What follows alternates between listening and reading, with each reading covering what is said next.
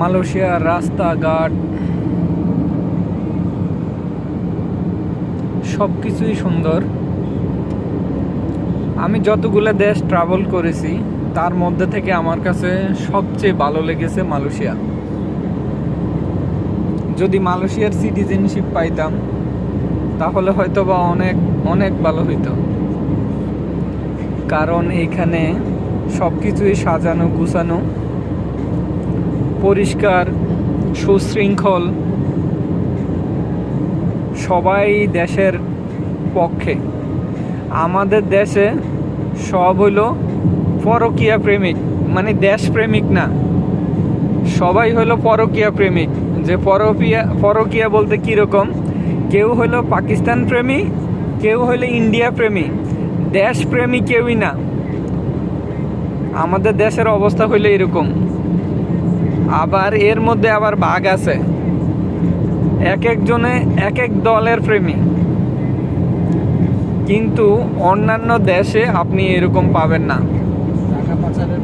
সবাই হলো দেশপ্রেমিক, তারা সবার আগে ভাববে দেশকে। আর আমাদের দেশে হলো যে আগে নিজের স্বার্থ, আমার দল যত খারাপই হোক আমার দলে আমার কাছে গ্রহণযোগ্যতা পাবে। অথচ আমি কোনো দেশেই এই ধরনের সিচুয়েশন দেখি নাই যে দেশকে বাদ দিয়া অন্ধের মতো নিজের দলকে, নিজের স্বার্থকে প্রায়োরিটি দেয়। এই কারণে আমাদের দেশ আদৌ উন্নত করতে পারে নাই, এবং ভবিষ্যতেও পারবে কি না এই কনফিডেন্স আমার কাছে জিরো। যে পর্যন্ত আমাদের দেশের সাধারণ জনগণ সচেতন হবে না সে পর্যন্ত আমাদের দেশের উন্নতি হবে না। আসলে আমাদের দেশে সাধারণ জনগণ থেকে শুরু করে উচ্চ শিক্ষিত পর্যন্ত প্রত্যেক ব্যক্তিই হলো বাটপার। এখন বলতে পারেন না না আপনি বাটপার না, আমি বাটপার না, ও বাটপার না। ভাই তাহলে বাটপারটা কেটা? দেশকে ডুবাচ্ছে কারা? আপনি দেখেন এক একজন রাজনীতিবিদ বড় বড় লেকচার দিচ্ছে, আর ভাই সে লেকচার দিচ্ছে তার স্বার্থের জন্য, যেন আপনি তার পক্ষ নেন, এবং তার অন্তরে কিন্তু সেটা সে বহন করে না, তার অন্তরে বহন করে তার স্বার্থ। তাই যদি না হইতো তাহলে আমাদের দেশ এরকম উন্নত হইতো। আমাদের দেশ উন্নত হচ্ছে না কেন? আমাদের দেশে সবই হলো স্বার্থবাজ। মালয়েশিয়া কতদিনে মাহাতির উন্নত করছে, কতদিন লাগছে? সিঙ্গাপুর জেলে পল্লী থেকে, সিঙ্গাপুরে আমাকে ড্রাইভার বলল, আমি ড্রাইভারকে বললাম তুমি কি অরিজিনাল সিটিজেন নাকি চাইনিজ? বলল যে আমি অরিজিনাল সিটিজেন, আমার দাদাও সিটিজেন, তার দাদাও সিটিজেন, আমার গ্র্যান্ডফাদার ছিল ফিশারম্যান। তো আমি তাকে বললাম তুমি কি রাগ করছো আমার সাথে? তুমি বলতেছো তোমার দাদা ছিল জেলে, তুমি আমাকে এইভাবে বলতেছো কেন? বললো যে দেখো আমরা কারো কথায় রাগ করি না, মাইন্ড করি না, কারোর সাথে ক্রেজি হই না। যদি আমরা এরকম হইতাম তাহলে আমরা জেলে পল্লী থেকে আজকে মডার্ন সিঙ্গাপুর হইতে পারতাম না। এবং আমরা এখনও আমাদের নিজেদেরকে মডার্ন আমরা দাবি করি না, আমাদের এখনও আরও অনেক উন্নতি করতে হবে।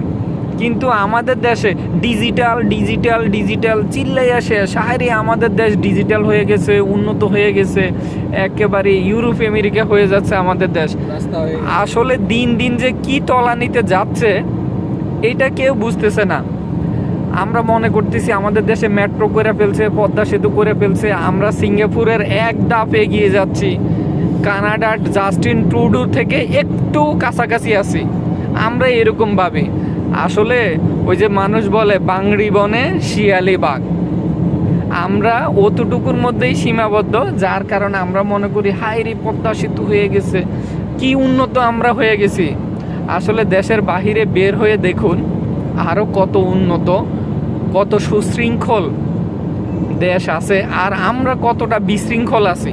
দেশ এবং জাতি, আমরা জাতিগতভাবে একত্রিত না, যার কারণে আমাদের মধ্যে এত বিশৃঙ্খল উশৃঙ্খল এবং আমাদের কোনো উন্নতি নেই। আমরা জানি না আসলে কবে জাতিগতভাবে এক হব। যে পর্যন্ত আমরা জাতিগত এক হইতে পারবো না, সেই পর্যন্ত উন্নতি কোনো দিন সম্ভব নেই। আমাদের সেই বিভক্তি যেই দিন শেষ হবে, সেই দিনে আমাদের উন্নতি সম্ভব, আদারওয়াইজ পসিবল না। আমরা দেখি আমাদের থেকে অনেক অনুন্নত দেশ আছে। মনে করেন আমি এখন ইন্দোনেশিয়া যাব, ওখানে যদি আমি $100 কনভার্ট করি, আমি ওখানে গিয়ে কোটিপতি হয়ে যাব। আপনাদেরকে ভিডিওতে দেখাবো। আমি ইন্দোনেশিয়ায় $100 কনভার্ট করার পরে ওখানে কোটিপতি হয়ে যাব। আমাকে একজনে বললো, না আপনি $100 কনভার্ট করেন না, কারণ এত টাকা আপনি রাখবেন কই। তার মানে ইন্দোনেশিয়া অনুন্নত হওয়ার কথা, অথচ তারা এত উন্নত সিস্টেম এবং এত সুন্দর সাজানো গুছানো, যেটা আমাদের ডিজিটাল দেশেও নেই। তো আমরা আছি হলো মুখে ঠলঠলা। উন্নত ডিজিটাল উন্নয়ন এগুলার গল্প শুনে শুনে আমরা পস্তাইতেছি। আসলে ডিজিটাল বলতে আমাদের দেশে কিছুই নেই।